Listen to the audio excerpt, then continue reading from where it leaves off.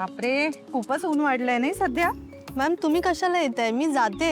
अगं थांब, जाऊया. तुझ्याकडे स्कार्फ वगैरे आहे का? नाही, मी विसरली. थांब, आहे माझ्याकडे एक्स्ट्रा. आगे. अगं हे कस्टमर ना आपले खूप पूर्वीपासूनचे आहेत. हे आजी आजोबा सगळ्या टूर्स आपल्याकडनं करत आले आणि आत्ताची त्यांची वय पाहिली ना तर या वयातला उत्साह बघूनच मला इतकं भारी वाटतं. त्यामुळे कधीतरी वाटतं यांना आपण सरप्राईज दिलं पाहिजे. आपली जबाबदारी आहे की त्यांना ऑफिसपर्यंत नको यायला लागायला. आपण त्यांच्या घरी जाऊया आणि त्यांना छान प्लॅन डिस्कस करून सगळा प्लॅन सांगूया. ठीक आहे मॅम.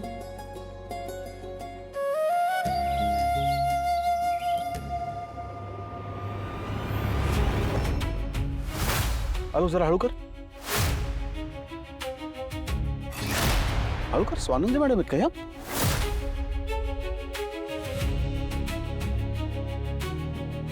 चल चल. Sir. Yes mister Rohan. Sir sir हे काय टर्मिनेशन? सर माझं काय चुकलंय सांगा ना. मग तुम्ही कोणतीही नोटीस न देता हे असं नाही करू शकत. मी नाही रोहन, कंपनी. अहो पण माझ्यासाठी तुम्हीच कंपनी आहात ना. तुम्ही बोला ना प्लीज कंपनीशी. सर तुम्हाला माहिती आहे ना, मी कंपनीचं सगळं काम वेळेच्या आधी पूर्ण केलंय. दरवर्षी मला स्टार एम्प्लॉईचा अवॉर्ड मिळतो आणि तुम्ही माझ्यासोबतच असं करताय. Rohan, company is going through a very difficult phase. पण म्हणून तुम्ही आम्हाला काढून टाकायचं. The thing is company don't have fund आणि ग्लोबल मार्केट हे चांगलं नाही आहे. मी म्हटलं तसं आमच्याकडे काही चॉईस नाही आहे. आम्हाला हे करावंच लागलं. We are sorry. ओके. अहो सर पण मग आम्ही काय करायचं सांगा ना. तुम्हाला कळतंय का, हा 3रा महिना आहे माझा. माझी सॅलरी क्रेडिट नाही झाली आहे. माझं आताच लग्न झालंय. माझ्या घरी ना टोटल 5 जण आहेत आणि मी एकटा कमावणार आहे. सांगा ना मी कसं घर चालवणार आता. I understand. तुला काही बोलायचं असेल तर माझ्या बॉसशी बोलू शकतोस, पण मला वाटत नाही काही उपयोग होईल. तुझी पेंडिंग सॅलरी काही दिवसातच जमा होईल. ओके.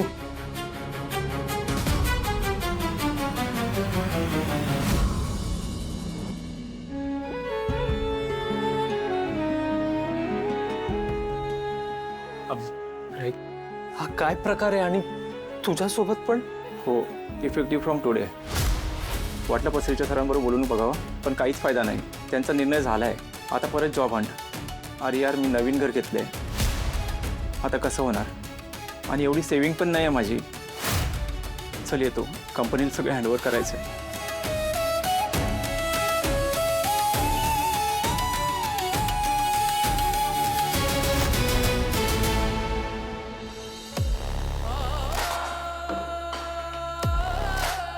हजार वेळा सांगितलंय माझ्या रूम मध्ये बॉटल भरून ठेवत जा म्हणून.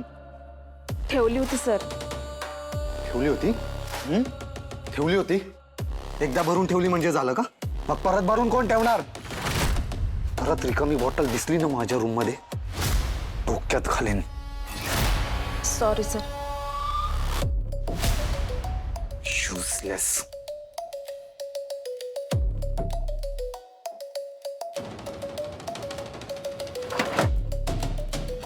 व्हॉट द हेल?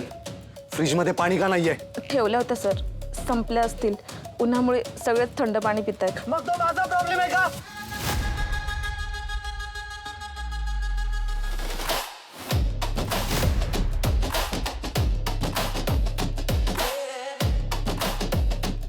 पाणी संपल्यावर भरून का ठेवता येत नाही तुम्हाला? का ते पण काम मीच करू? तुम्ही ना एवढी चांगली ट्रीटमेंट डिझर्वच करत नाही. तुम्हाला रस्त्यावरच्या लोकांसारखं ट्रीट केलं पाहिजे. इडियट.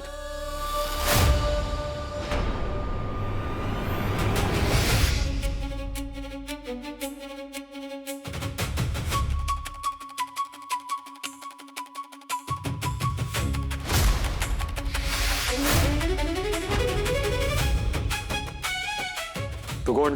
मी चिंगी. Wow, amazing, good, nice. But who the hell are you? ते मी आजपासून इथे कामाला लागले. मग तुला काय स्पेशल ट्रीटमेंट देऊ? अहो नाही, ते मला माहित नव्हतं ना, त्यामुळे लक्षात नाही आलं. पण यापुढे ना तुमच्या रूम मध्ये रोज थंड पाणी ठेवेन. आणि घरातलं सगळं थंड पाणी संपलंय ना, म्हणून ह्याच्यात बर्फाचे तुकडे घालून आणले. प्या ना. घ्या.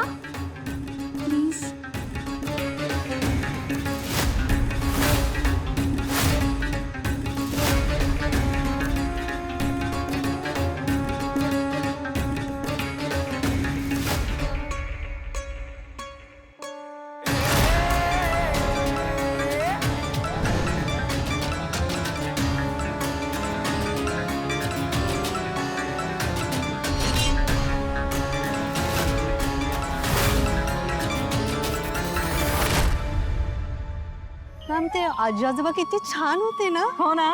अगं वर्षानुवर्ष आहेत ते आपल्याकडे. हो का. बरं तू स्कार्फ विसरू नकोस, हो. तुला आणि सांभाळून जा. हो मी निघते. भेटूया. या.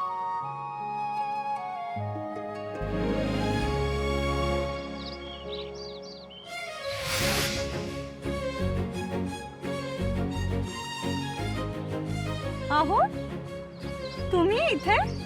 हॅलो, हे घ्या, शहाळं आणले तुमच्यासाठी. चक्क एक मिनिट, तुम्हाला कळलं कसं मी इथे येते? माझ्यासारखी गुप्तहेरगिरी वगैरे करायला लागलात की काय?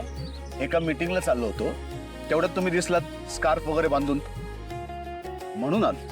नाही, सुरुवातीला मी घाबरलोच तुम्हाला स्कार्फ मध्ये बघून. घाबरायचं काय आहे त्यात? आणि ऍज इफ तुम्ही मला घाबरता. म्हणजे काय, तुमच्या नुसत्या आठवणींनी मी असं चळाचळा कापायला लागतो, घाम फुटतो मला. हो, त्या स्कार्फ मधनं असे तुमचे वटारलेले 2 डोळे दिसतात मला, आणि मग थरका पडतो माझ्या अंगाचा. घ्या, नारळ पाणी घ्या. अहो पण हे कशासाठी आणलात तुम्ही? खरं सांगू का, तुम्ही नाही का मला दिवसभर हा काढा तो काढा, हे लिंबू ते ज्यूस, त्याचं पाणी ह्याचं पाणी असं करत असतं का नाही? मी म्हटलं आपणही करावं म्हणून शहाळं आणलंय. आणि असं उन्हात फिरता तुम्ही स्कार्फ वगैरे बांधून, तरी सुद्धा स्वतःची बॉडी हायड्रेट ठेवणं खूप महत्वाचं. थँक्यू मित्रजी. मैत्रीण मॅडम, तुम्ही सुद्धा जरा स्वतःची काळजी घेत जा. तुम्ही असं उन्हात आणत फिरता, ते फक्त स्कार्फ बांधून काही होत नाही. छत्री ठेवायची बरोबर, नाही तर गाडी आहे आपली, ती घेऊन जायची.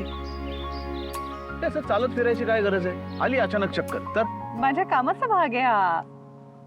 आणि माझी तब्येत उत्तम आहे, माझी इम्युनिटी चांगली आहे, मला कधीच काही होत नाही, कधीच होणार नाही, सगळं माहिती आहे मला.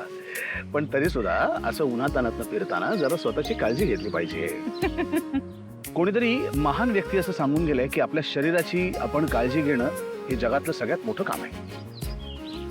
आणि घरी तुम्ही सगळ्यांची काळजी घेता, तशी तुमची काळजी सुद्धा घेतली गेली पाहिजे ना. मला सुद्धा असं वाटतं की माझी मैत्रीण फिट असावी.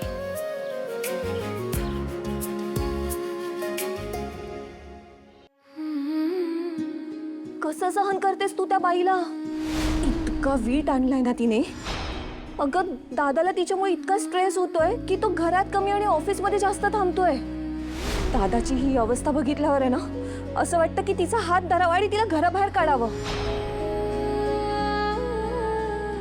जर हे नातं नसतं ना, तर मग चांगलाच इंगा दाखवला असता.